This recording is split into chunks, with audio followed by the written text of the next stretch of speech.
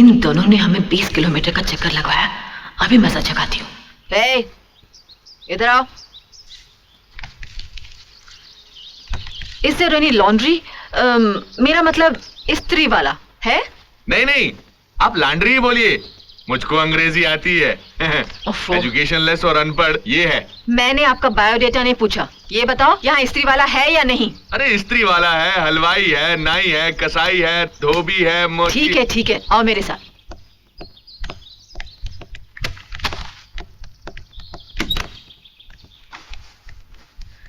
ये लो कपड़े, इस्त्री करवा के लाओ। जी मैं? हाँ तुम। याद नहीं तुम्हारे मालिक ने क्या कहा था? हम जो काम कहें वो करो। जी वो तो ठीक है, लेकिन ये कपड़े तो पहले से इस्त्री किए हुए हैं।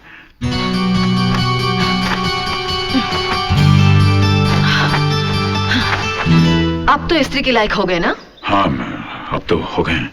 फिर देखते क्या हो, ले जाओ। जी।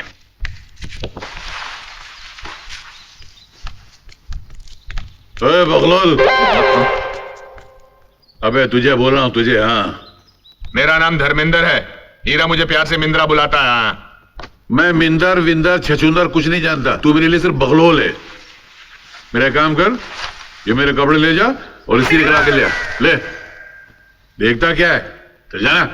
पानी छिड़क के इस्त्री करवाऊं? हाँ, और पीने के पानी से। पीने के पानी से क्यों? मिनरल वाटर से ही।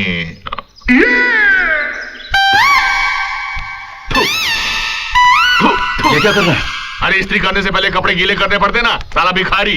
जमाल गुटा पिलाकर गांव के कुत्ते पीछे लगा दूंगा। मिंद्रा के फिर कपड़े गंदे होंगे, फिर धोने पड़ेंगे, फिर इस्त्री करने का हुक्म मिलेगा। अरे नौकरों से बदतर कर दिया हमको, जो वो कहें वो हम करें, हमारी कोई हैसियत ही नहीं है। ये नहीं चलेगा हीरा, बस। मिंद्रा मेरी बात सुन। क्या? देखो ये लोग इस घर के खास मेहमान हैं। तो शाइस्ता, जितने दिन के लिए वो यहाँ है तब तक मेरी खातिर तो चुप रहे। क्या तेरी खातिर चुप रहूं? तेरे को तो कुछ महसूस ही नहीं होता है। लेफ्ट, थोड़ा सा राइट, बस। फॉरवर्ड, साइड में। क्या कर रहे हो अंकल? फोटो खींच रहे हो या मेरा परेड करवा रहे हो? क्या करूं, कैमरे में तुम्हारा चेहरे नहीं दिखाई दे रहा है। मिलिट्री बाबू, ढक्कन हटाओगे तो चेहरा नजर आएगा ना। अबे ये कैमरा है, पतीला नहीं जो ढक्कन निकालूंगा इसका मैं। हाँ, कैमरा है, पतीला नहीं। मालूम है, तू क्या मुझे गधा समझता है क्या? मैंने आज तक गधे को फोटो खींचते हुए नहीं देखा। क्या बोला? मुंह हिला रहा हूँ। अरे बकरीबाज, मैंने तुझे स्त्री के लिए कपड़े दिए थे, वो कहाँ है? मिलिट्री बाबू, लिटिल मिस्टेक। काहे की मिस्टेक? वो धोबी दारू के नशे में धुत था, जमीन पे गिर गया। गरम कोयले की इस्त्री थी, कपड़ों पे गिर गई। सारे कपड़े जल गए। बड़ी मुश्किल से एक कॉलर बचा कर लाया हूँ। इसके नीचे की नाइट ड्रेस सिलवा लेना। नमस्ते।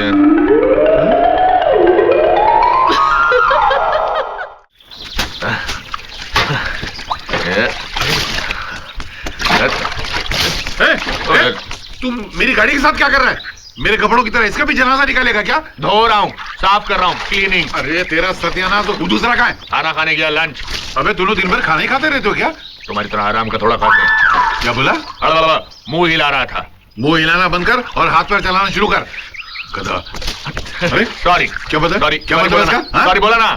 सॉरी बोला ना।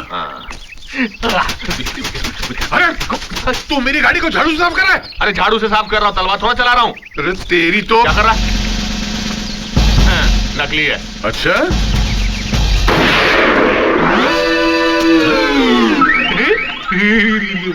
अब करो।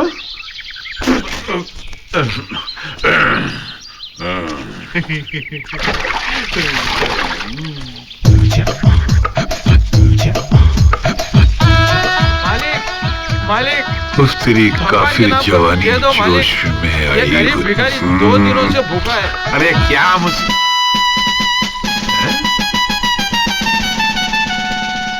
पैसा डालिए मालिक। लगता है आपका मुझसे बुरा हाल है। इससे ज्यादा तो मैं भिखारियों को दे देता हूँ। ये कपड़े कहाँ से मिले तुझको? ये तो इस बंगले के मालिक ने दिए हैं।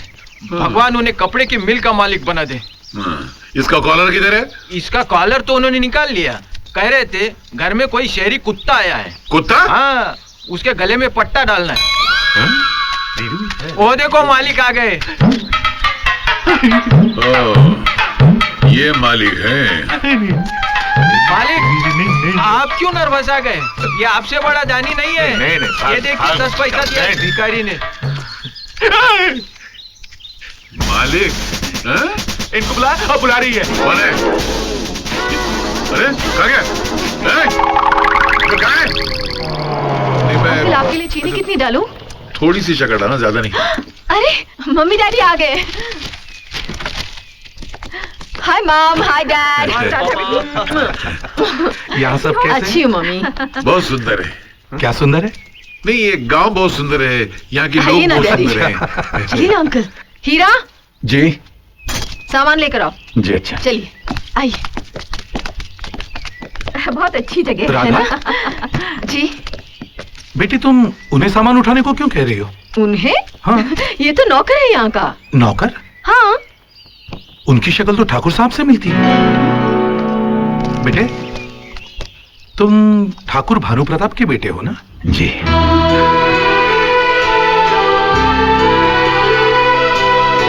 ये सामान तुम क्यों उठा रहे हो? रखो, मैं उठाता हूँ। अरे नहीं, आप हमारे मेहमान हैं, आपकी सेवा करना हमारा कर्तव्य है। बेटा, ये तो तुम्हारा बड़प्पन है, मगर मुझे अच्छा नहीं लगता तुम ये सामान उठाओ। लाओ, तुम घर में जाओ और कल के फंक्शन की तैयारी करो। फंक्शन? हाँ, कल तुम्हारी बहन से मेरे बेटे की मंगनी हो रही है। क्यों, तुम्हें पता नहीं?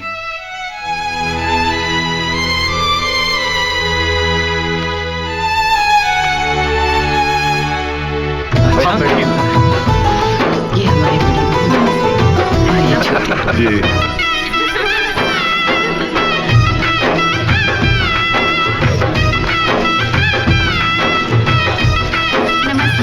नमस्कार। नमस्ते। नमस्कार। बस बस बेटी, जीते रहो, जीते रहो।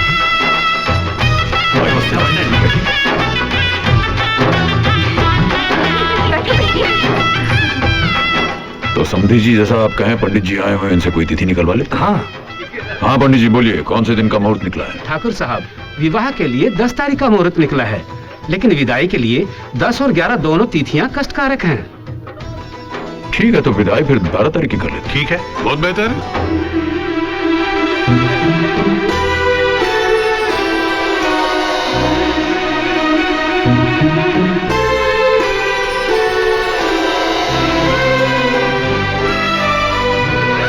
दादाजी, आई लव यू दादाजी। अली अटो सुनो। ऐसा को हीरा जी कहाँ हैं? पता नहीं, छोटे काका दादाजी के सामने नहीं आते। क्यों? हाँ? दादाजी को छोटे काका पसंद नहीं।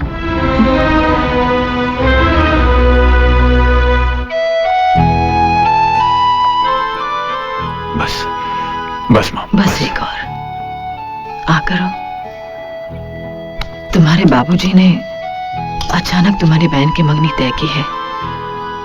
मुझे पता नहीं था बेटे कि तुम्हें मालूम नहीं। मालूम होता भी तो क्या कर लेता माँ। इतना तो मैं जानता ही हूं कि इस घर में मेरी हैसियत एक नौकर की है, और नौकरों को हर एक बात थोड़ी ना बताई जाती। माँ, अगर पुनर्जन्म होता है तो मैं फिर से तुम्हारा और बाबूजी का बेटा बनना चाहूंगा। जो इस जन्म में नहीं मिला, शायद उस जन्म में मिल जाए।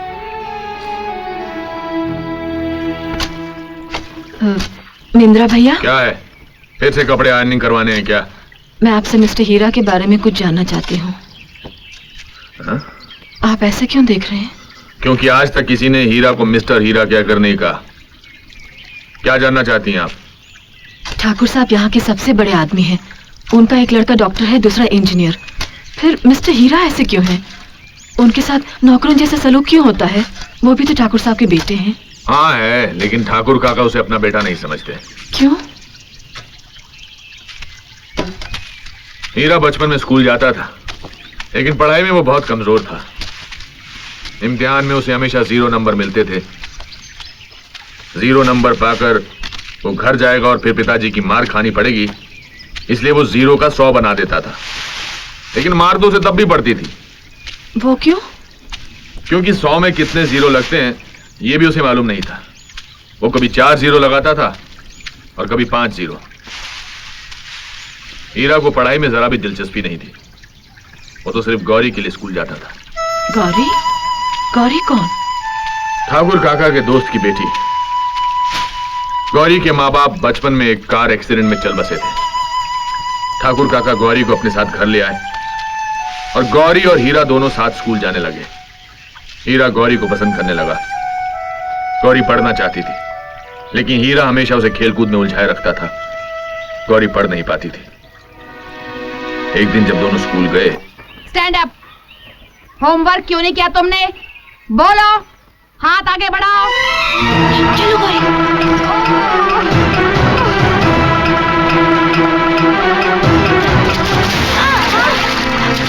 हीरा उठो, उठो। किताबों के साथ हीरा की पढ़ाई लिखाई भी पानी में बह गई।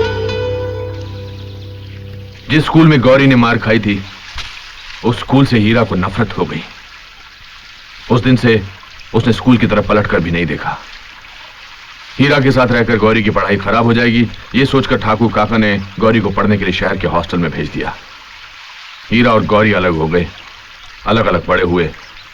हीरा हमेशा उदास रहता था, मगर एक खुशी थी। गौरी हर शनिवार शहर से आती थी। शनिवार और इतवार ये 2 दिन हीरा के दिल को खुशियों से भर देती।